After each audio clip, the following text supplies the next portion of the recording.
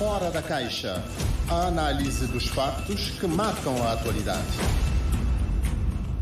Às terças-feiras recebemos com muito gosto José Maria Veiga neste Fora da Caixa, este espaço de análise e comentários de temas e assuntos que estão na linha da frente da atualidade informativa. Vamos começar por falar da 4ª Conferência Internacional sobre os Pequenos Estados Insulares em Desenvolvimento, que acontece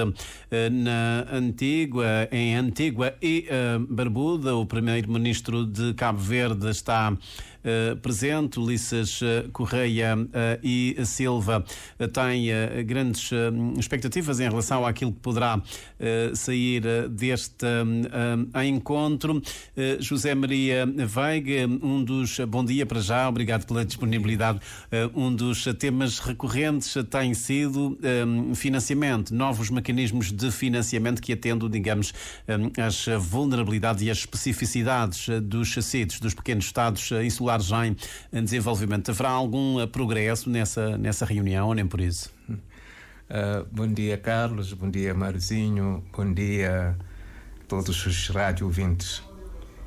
Efetivamente, o Sr. Primeiro-Ministro participa nesta conferência dos pequenos estados insulares. É uma conferência que se realiza de 10 em 10 anos, faz-se avaliação de tudo que foi feito ou terá sido feito nos 10 anos passados e projeta-se o futuro. Mas, pronto, o interesse de Cabo Verde em ter o seu primeiro-ministro nesta conferência não é só essa conferência em si, é a possibilidade e a oportunidade de poder também negociar com os parceiros internacionais nos encontros e eventos que acontecem paralelamente à conferência. E é nesse quadro que o Sr. Primeiro-Ministro tem encontro com o Banco Mundial e onde vai discutir essencialmente duas questões. Questões dos mecanismos de financiamento, mas também a questão da problemática da dívida. Como nós todos sabemos, portanto, Cabo Verde tinha sido graduado em 2007, então perdeu essa concessionalidade, né, dos empréstimos, portanto, que eram com taxas de juros mais baixas, também com tempo de carência mais longo, depois o próprio pagamento dos juros também era mais dilatado no tempo.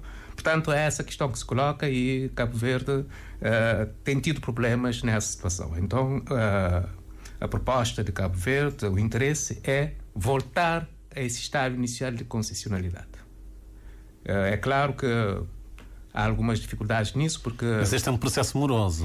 É um processo... Ainda há tempos, o vice-primeiro-ministro e ministro das Finanças dizia que tem havido muita conversa, mas pouca ação, digamos, neste domínio. É difícil, mas pode-se chegar a algum entendimento, porque também há situações que exigem mais do que um parceiro. Sabemos que os acordos, quando se trata de acordos bilaterais, é uma coisa, quando se trata de acordos multilaterais, é bem diferente. Mas há essa situação e, pelos vistos, o governo terá preparado esse encontro, terá tido já algumas questões que poderão levar a algum compromisso. Eu acho que é esta questão que estará sobre a mesa nesse encontro bilateral com o Banco Mundial. Por outro lado, essa questão da dívida, nós já temos uma experiência com Portugal, que é uma experiência muito boa, que, no sentido de transformar a dívida num fundo climático, não é?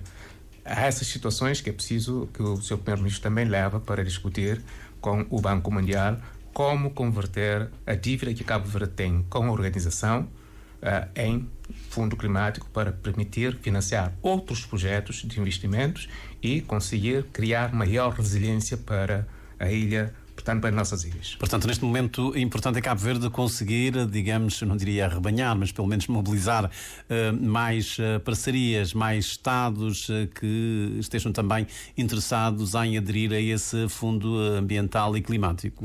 Sim, há essa questão, porque normalmente o que é que acontece é que um país como Cabo Verde, que fez toda uma caminhada desde a independência, um país que é composto de ilhas, E com todas as mudanças climáticas havidas, portanto, o país sofre muito. E o facto de estar a contrair empréstimos para defender e desenvolver os seus projetos, e depois, ao mesmo tempo que esses empréstimos transformam em um fardo em termos de finanças públicas, isso tem sido um problema extremamente grande. Então, o mecanismo que se encontrou é de transformar essas dívidas num fundo climático que será utilizado no financiamento interno, né?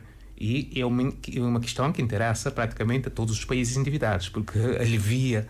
Com certeza.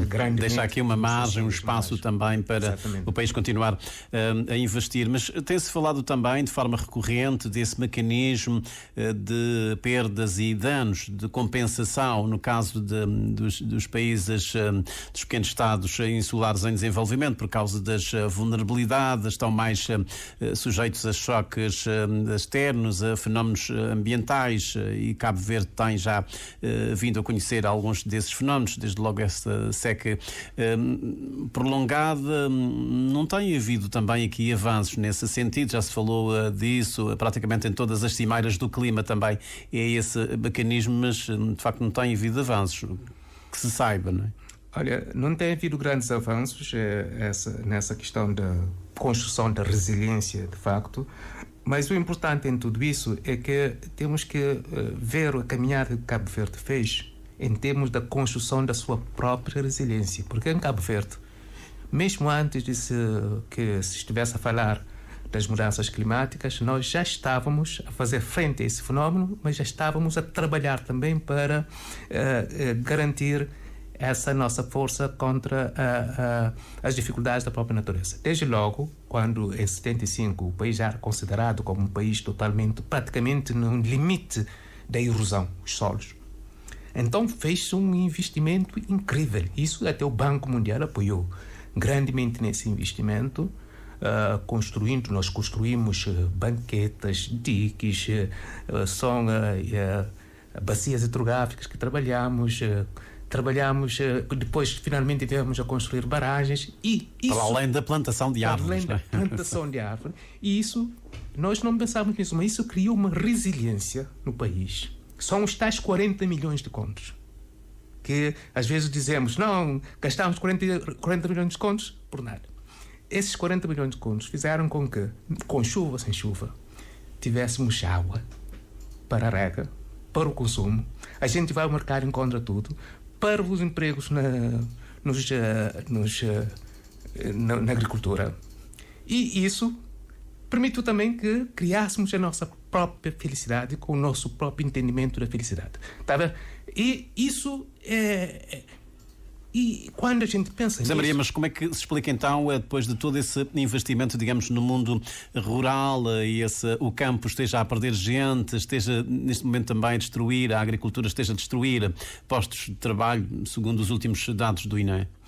Olha, na verdade, tivemos menos chuvas nos últimos anos, mas é preciso também provar, demonstrar que, apesar disso, não nos faltou o mercado, não nos faltou alimentos, não nos faltou água para o consumo, não é?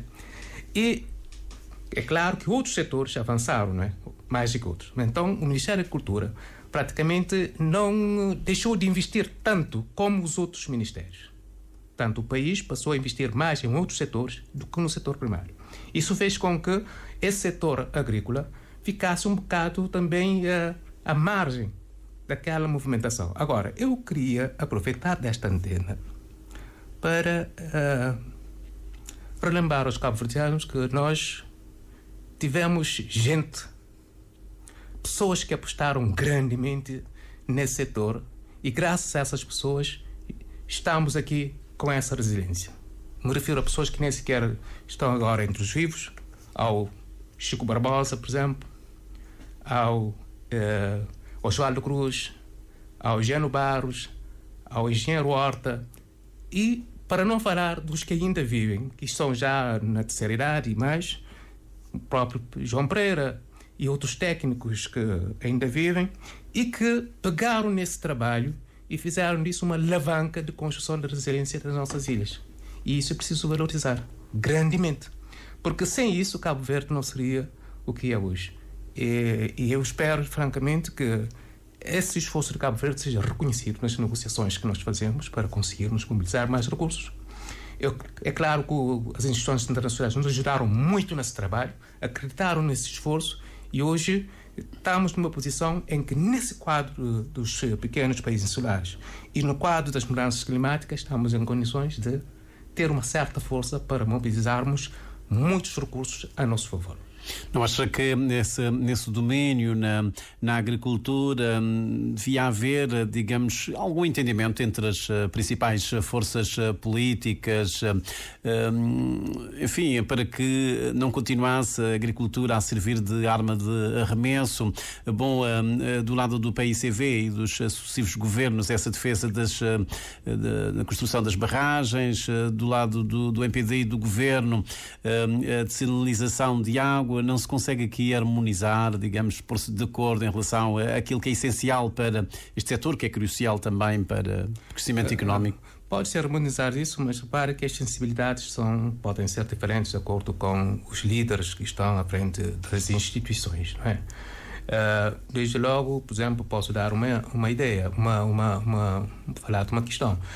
Por exemplo, nós conseguimos financiamentos para trabalhar as diferentes bacias. Bom, neste momento, o governo conseguiu o financiamento de BADEA para a bacia de São João Batista. Portanto, era um projeto ainda do meu tempo, que nós estávamos a trabalhar, mas já nesse projeto suprimiu-se a barragem. Não a barragem. Estava, mas foi suprimida.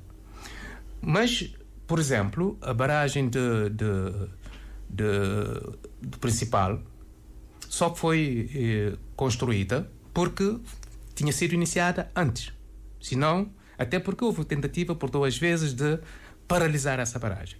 Mas repara, aqui em Cabo Verde nós temos que trabalhar todas essas soluções conjuntas.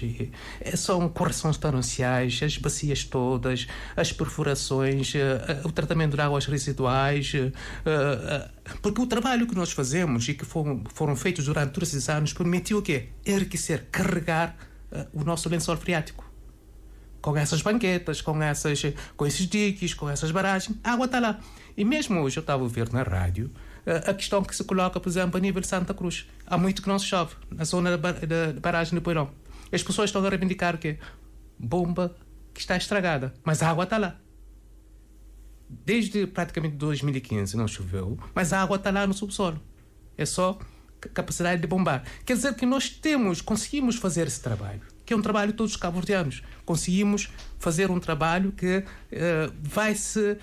No tempo, mesmo que caia pouca chuva, a água vai ao mar, certo? Mas é uma quantidade que fica lá e essa pouca quantidade é retida. Sim, senhor. Falamos agora de África. 25 de maio houve declarações políticas também no Parlamento, várias atividades para assinalar o Dia da Libertação de África. O Presidente da República organizou uma conferência também. José Maria Neves, de resto, tem defendido uma ampla reforma no sistema, digamos, de governança dessas instituições, dessas organizações, da CDO, da União Africana. José Maria Veiga, o que é que nós podemos retirar? É um dia naturalmente de festa, mas de reflexão sobre os caminhos, os desafios que ainda o nosso continente enfrenta. Olha, o nosso continente enfrenta enormes desafios. E desde logo nesse quadro, houve uma conferência que o Sr. Presidente da República proferiu sobre essas situações para a segurança, portanto, em África, onde fala de questões que vêm desde o tempo da escravatura, do colonialismo, mas também até a independência, o esforço que se faz hoje, as dificuldades todas que devo lembrar também que o Governo também organizou um encontro com a presença do Ministro de Negócios Estrangeiros, Cooperação e Desenvolvimento Regional. Sim, o Governo também organizou um encontro nesse sentido. Houve praticamente várias iniciativas nessa área. Mesmo da sociedade civil houve também algumas iniciativas. De todo modo, a questão que se coloca hoje é como enfrentar esses desafios que existem atualmente do desenvolvimento da África, em termos económicos, em termos ambientais, mas há essa questão dos conflitos que se colocam. E há a questão das rupturas institucionais. E quando há isso, as outras questões mais importantes, também importantes, ficam travadas. Claro. Portanto, há aí uma questão de fundo que se coloca, que tem a ver com a liderança e tem a ver também com a capacidade dos Estados cooperarem para pôr fim a situações que acontecem. Por exemplo, a nível da África, temos essas estruturas institucionais em países como Burkina Faso, como Mali ou como Níger. E há outras situações também complicadas, não é?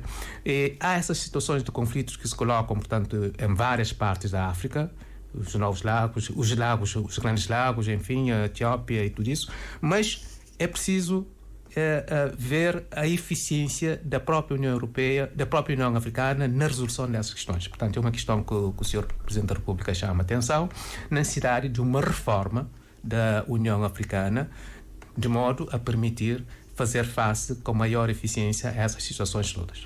Mas concorda com essa ideia, essa reforma multinível, a distribuição de tarefas, a CDO deveria, digamos, cuidar da integração económica, desses aspectos mais económicos, e a União Africana com a questão da paz, da estabilidade, da segurança?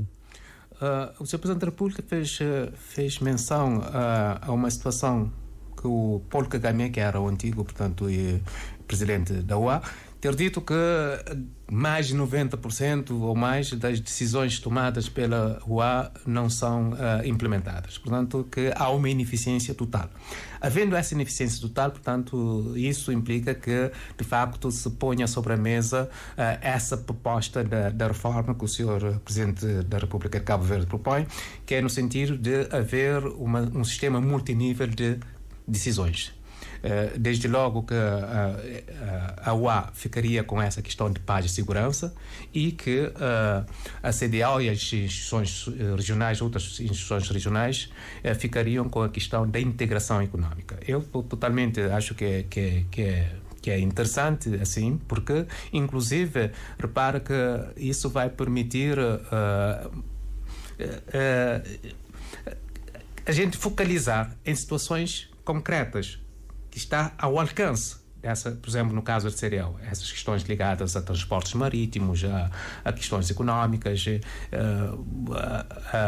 a movimentação, portanto, das pessoas, a circulação de bens, tudo isso, a questão da justiça. Enfim, pode ser resolvido, são questões que podem ser resolvidas com maior eficácia. E todos os anos, por esta altura, 25 de maio, nós falamos de África, mas há um tema que naturalmente é recorrente e que tem que ver com a integração, digamos, económica, política de Cabo Verde. Isto também foi objeto de debate no Parlamento. O Governo diz que tem avançado nesse sentido, tem dado passos concretos, abertura de embaixadas. É uma leitura com a qual o grupo parlamentar do PCV não concorda. Diz que, enfim, são passos tímidos. Que avaliação é que podemos fazer, de facto, do grau de integração política e económica de Cabo Verde neste espaço, nessa região? Olha, eu acho o que é importante neste momento é que há, de facto, um discurso positivo quanto à necessidade de uma maior integração na África, de Cabo Verde na África.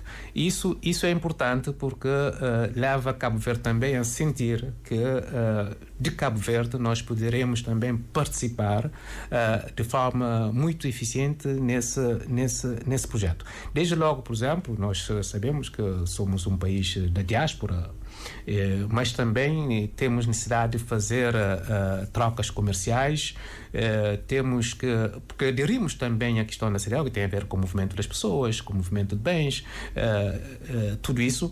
Então, embora estejamos um pouco lento nessa matéria, sobretudo porque não temos também esse sistema de transportes que nos garantam uma permanência,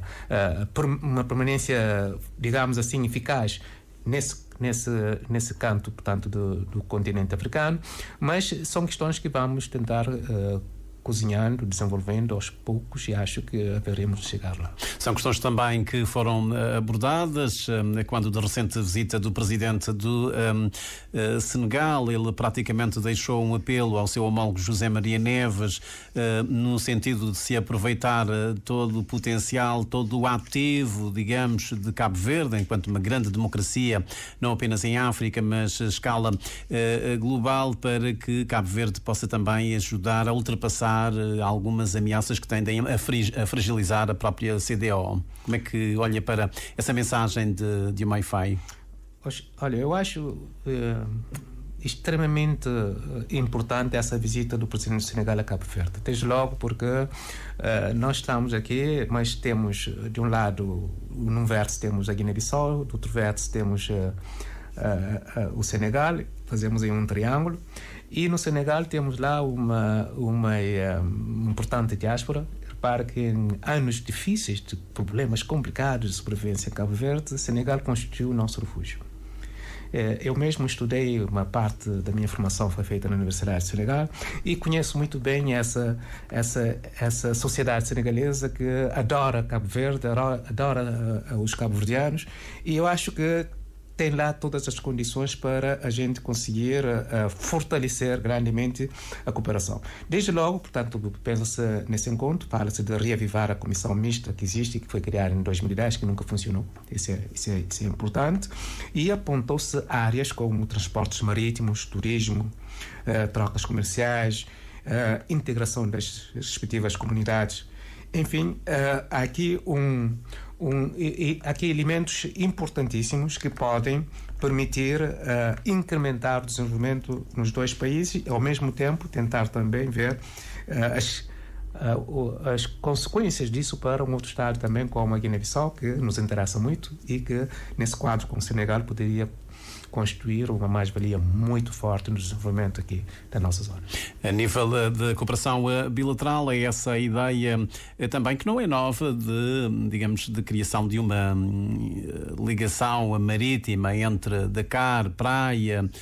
O presidente senegalês diz inclusive que essa ligação pode abarcar outras ilhas, que isso ia potenciar, digamos, as trocas comerciais, potenciar também o turismo. Quando é que sai, digamos, da conversa para a prática?